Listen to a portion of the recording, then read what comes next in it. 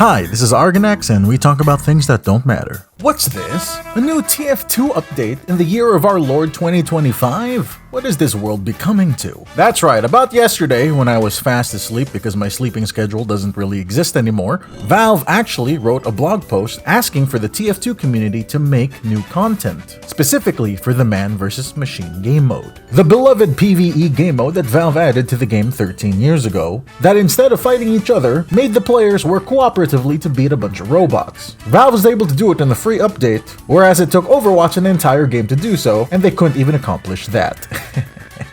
Look at that, Overwatch 2 catching strays in my videos. Who would have guessed? This blog post outright asks the community to make more content for an upcoming update, specifically aimed at the man vs. machine game mode. The whole post is written in this tongue-in-cheek manner, which is very on brand for the TF2 universe. However, I don't think this necessarily happened just because it's TF2. You see, this whole method of Valve making these tongue-in-cheek, self-referential, and meta-breaking blog posts is a thing that's been happening more and more common ever since it started happening in Dota 2 a few years ago. I'd like to believe that the former Dota 2 talent, now Valve full-time employee Casey, I like to imagine that she's the one who's responsible for this vastly improved Valve PR. She was great in the Dota 2 scene, and it seems like her positive attitude has kind of spread into Valve's other games as well.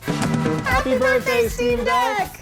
I just wanted to give her credit because I'm almost certain she is the reason that Valve is becoming more open to communication nowadays. And this blog post is kind of proof of that. In this one small post alone, there's a lot to unpack here. The mere fact that Valve isn't apprehensive at all to outright share with the community that they are not only working on a new update, but straight up asking for help in making one is kind of a big deal. The overall consensus with the State of TF2 is that many people like to believe, and myself partially included, that this game is kind of done, it's kind of over. As far as Valve is concerned with the game, they don't really want to do any active development when it comes to this video game. However, as time goes on, it very much seems like Valve is trying to make it seem like they are giving the keys to the kingdom, as it were, to the community. They want the community to be able to decide and dictate the future of this video game that a lot of us love so much. Valve already currently has a lot on their plate. Between working on their more popular games, hardware, software, new projects, and fucking Gaben working on brain interfacing, I don't think working on a new update for TF2 is necessarily high on their priority list. So it makes it all the more amazing that Valve is trying to find a compromise with the community. Now, some people might say that Valve is being lazy by doing this, making its community make content on their behalf. And I can definitely see an argument to be made for that. I don't necessarily think that this is anything new for Valve. Many of Valve's multiplayer games, Team Fortress 2, Counter-Strike, Dota, a lot of the content in those games is already user-made content. From maps, cosmetics, even weapons. Valve has a history of doing this, even when those games were in their relative primes. In fact, I'm fairly certain that almost all of the new maps added to the game in the last, I don't know, 5-10 years, the vast majority of them have been user-created maps. So them asking for more maps, that's not really weird, is it? The Team Fortress 2 software development kit is already public. If that's not a sign that Valve is allowing the community to take this game and make it their own, I don't know what is. And maybe if this MvM update is a huge success, that could set a precedent that maybe in the future, if the community can really come together and make an amazing community-powered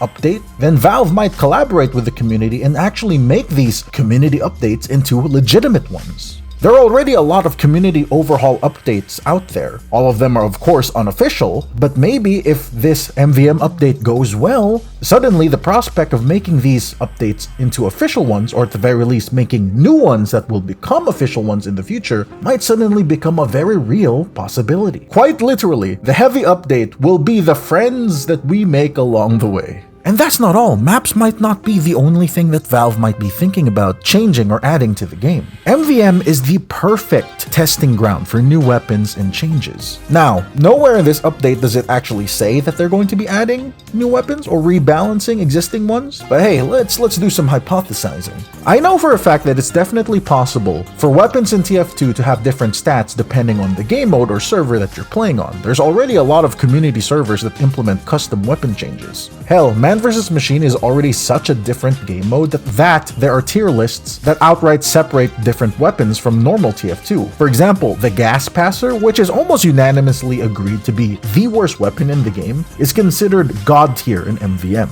So, what's the harm with Valve playing around with new weapons and changes in a PvE game mode? If they're too afraid to tweak weapons in live servers, then do it in MvM. What's the harm? What are they gonna do? Nerf the weapons even more? What is this, Helldivers 2?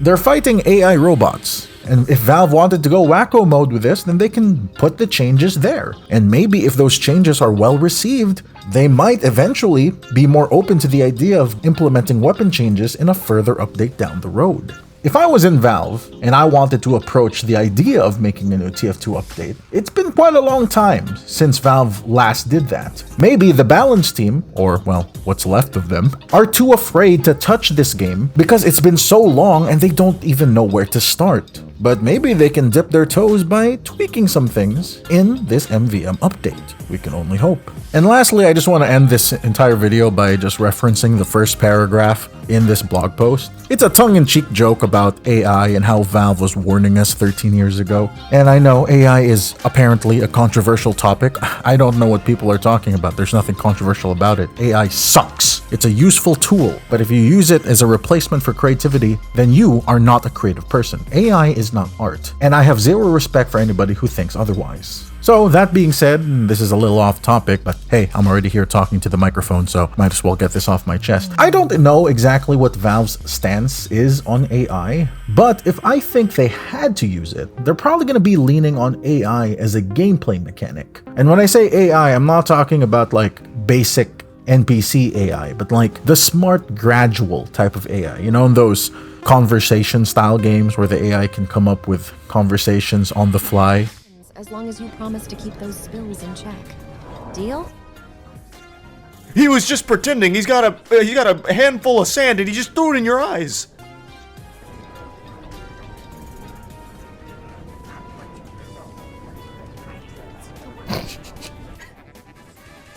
There's sand in your eyes, Sergeant.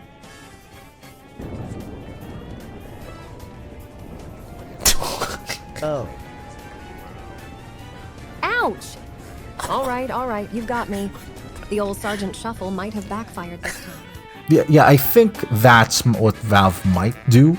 I could imagine now Half-Life 3 potentially having smart AIs with personalities and distinct parameters that allow them to converse with the player and give novel conversations without trying to break immersion. I wouldn't know, but I for sure know that Valve would never stoop so low as to use AI art, for example.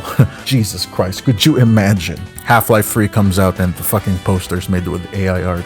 I think I'd eat my shoe at that point. Anyway, I'm excited for this update. I know a lot of people are as well. It's been such a long time since TF2 has gotten, well, if I'm being completely honest, anything. So, hell, we'll take this. And if this update can in fact set a precedent for future collaborative updates with the TF2 community, then there's a lot that the TF2 community can look forward to. So, to all the map makers out there, go fucking crazy. Go wild.